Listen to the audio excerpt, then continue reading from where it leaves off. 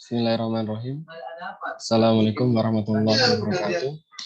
Alhamdulillahirabbil alamin wa bihi nasta'inu ala umuri dunya waddin. Wassalatu wassalamu ala asrofil anbiya'i mursalin sayyidina maulana Muhammadin wa ala alihi washabihi ajmain. Amma ba'du. Yang terhormat Bapak Syabul Bahri, Magister Hukum Islam selaku dosen pengampu fikih munakaha kontemporer, dan tak lupa teman-temanku yang sudah berbahagia.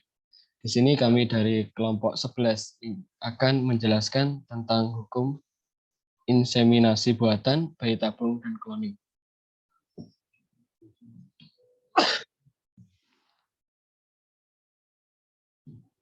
Adapun materi yang akan dibahas adalah yang pertama, terminologi inseminasi buatan, bayi tabung, dan cloning. Yang kedua, klasifikasi menurut bibit, macam-macam inseminasi. Yang ketiga, metode dan hukum bayi tabung atau status hukum bayi tabung. Dan yang terakhir, hukum cloning pada manusia dan selain manusia. Oke, untuk terminologi inseminasi buatan, bayi tabung, dan cloning akan dibawakan oleh saudari Ima Sandia Nur Sandana. Waktu dan tempat kami persilahkan. Baik, terima kasih kepada moderator. Di sini saya akan menjelaskan tentang terminologi inseminasi buatan, bayi tabung, dan cloning. Inseminasi buatan artinya terjemahan dari asal istilah Inggris, yaitu artificial insemination. Pada bahasa Arab disebut al-taqih al-sinai. Dalam bahasa Indonesia ada yang menyebut pemanian buatan, pembuahan buatan, atau penghamilan buatan. Dr. Haji Jamalin mengemukakan bahwa yang dimaksud dengan inseminasi buatan ialah pekerjaan memasukkan mani, sperma ke dalam rahim kandungan dengan menggunakan alat khusus yang maksud terjadinya pembuahan. Bayi tabung adalah sel telur yang dibuahi oleh sperma yang telah dibiarkan ke dalam tempat pembiakan atau cawan yang sudah siap untuk diletakkan ke dalam rahim seorang ibu.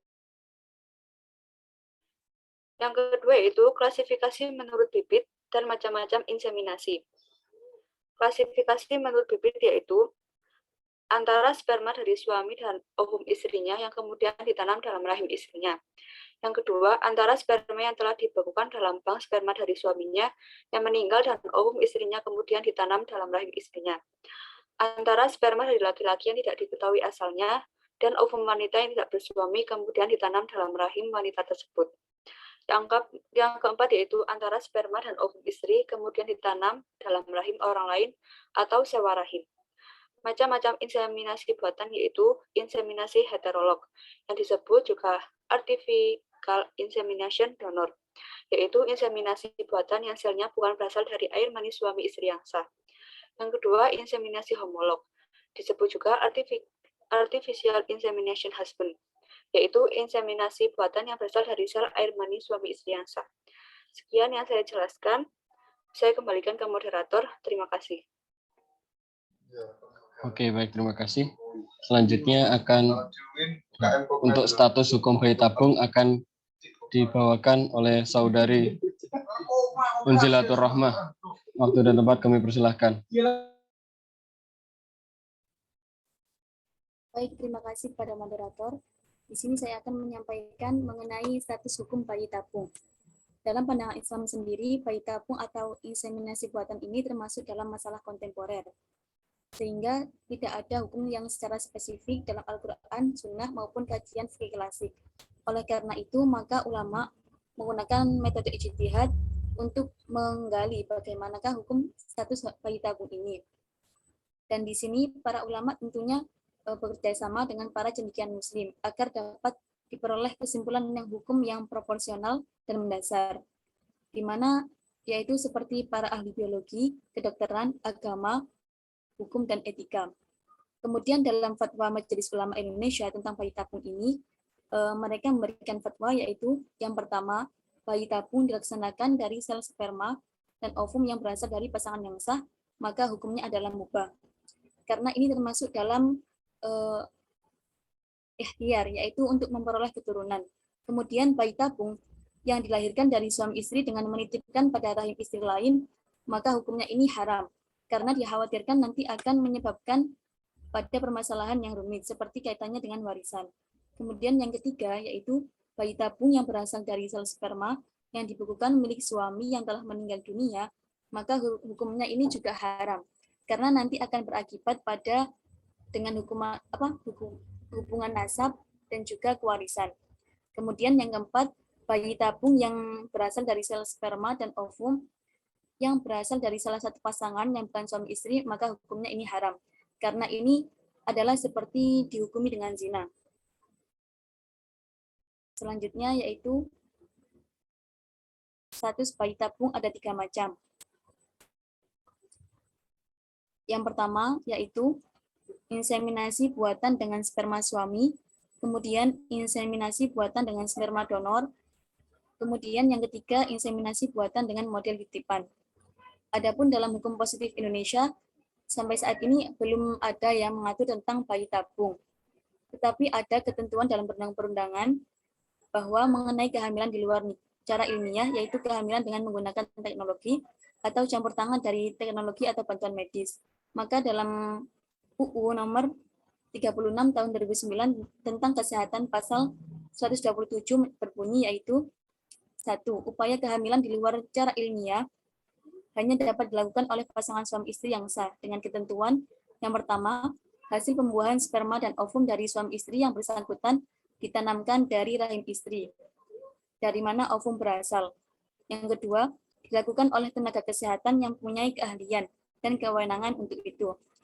Dan yang ketiga, pada fasilitas pelayanan kesehatan tertentu. Adapun pasal yang kedua yaitu ketentuan mengenai persyaratan kehamilan di luar cara ilmiah sebagaimana disebutkan pada ayat 1 diatur dengan peraturan pemerintah. Maka adanya pasal tersebut menjadikan membolehkan melaksanakan kehamilan di luar cara ilmiah atau program bayi tabung, di mana menggunakan sperma dan ovum dari suami istri yang sah. Kemudian jenis-jenis bayi tabung sendiri di sini ada 2 macam, yaitu yang pertama gamete intrafallopian transfer, dan yang kedua yaitu fertilization in vitro. Yang pertama yaitu gamete intrafallopian transfer, yaitu teknik penciptaan kehamilan dengan sel telur dan ovarium wanita yang sudah dipindahkan. Dan sel antara keduanya ini dikawinkan di luar. Setelah itu dimasukkan lagi ke rahim si wanita. Gamete intrafallopian transfer ini adalah teknik bayi tabung yang secara ilmiah, karena pembuahan sendiri berada dalam saluran telur dalam tubuh ibu. Kemudian yang kedua yaitu fertilization in vitro, yaitu proses inseminasi dengan mengambil sel sperma dan sel telur, lalu diproses dalam vitro atau tabung. Maka di sini adanya pembuahan dan juga pertumbuhan dari bayi sendiri benar-benar berada di dalam tabung dan merupakan pembuahan yang dilakukan di luar tubuh. Mungkin hanya itu yang dapat saya sampaikan. Kurang lebihnya mohon maaf. Selanjutnya saya kembalikan kepada moderator. Oke, baik. Terima kasih. Selanjutnya akan dilanjutkan oleh Saudara Dwi Prasetyo Haji, yaitu saya sendiri. Waktu dan tempat saya persilahkan. Hukum cloning pada manusia dan selain manusia. Kiai Haji Ali Mustafa Yaakob dalam buku Fatwa Imam Besar Masjid Istiqlal menjelaskan Organisasi Konversi Islam atau OKI pernah menetapkan bahwa cloning pada manusia hukumnya adalah haram. Mengenai keharaman cloning manusia, Lembaga Fikih Islam sebagaimana dikutip oleh Kiai Ali menyebutkan cloning manusia akan menimbulkan ketidakjelasan nasab pada bayi yang dihasilkan. Padahal dalam Islam soal nasab itu sangat penting. Banyak peraturan syariat di antara perwalian, pernikahan, hak waris, dan perwakafan yang terkait dengan nasab. Untuk itu, kejelasan nasab menjadi keharusan dalam Islam. Memang pada dasarnya Islam tidak menghalangi setiap kreativitas dan inovasi para ilmuwan untuk mengembangkan risetnya. Namun, apabila riset itu melewati atau bersinggungan dengan batas-batas syariat yang sudah ditetapkan, maka Islam pun melarangnya, termasuk pada cloning manusia ini. Sedangkan hukum cloning terhadap tumbuh-tumbuhan dan hewan hukumnya adalah boleh atau mubah. sepanjang dilakukan demi kemaslahatan dan atau untuk menghindarkan kemadorotan hal-hal negatif. Dalam artian tujuan penelitian cloning tumbuhan atau hewan tersebut adalah untuk menemukan hal baru atau sarana pembuktian praktek ilmu biologi saja. Sekian dari kami. Apabila ada kurangnya kami mohon maaf. Billahi taufiq wal hidayah wa ridha wal inayah. Wassalamualaikum warahmatullahi wabarakatuh.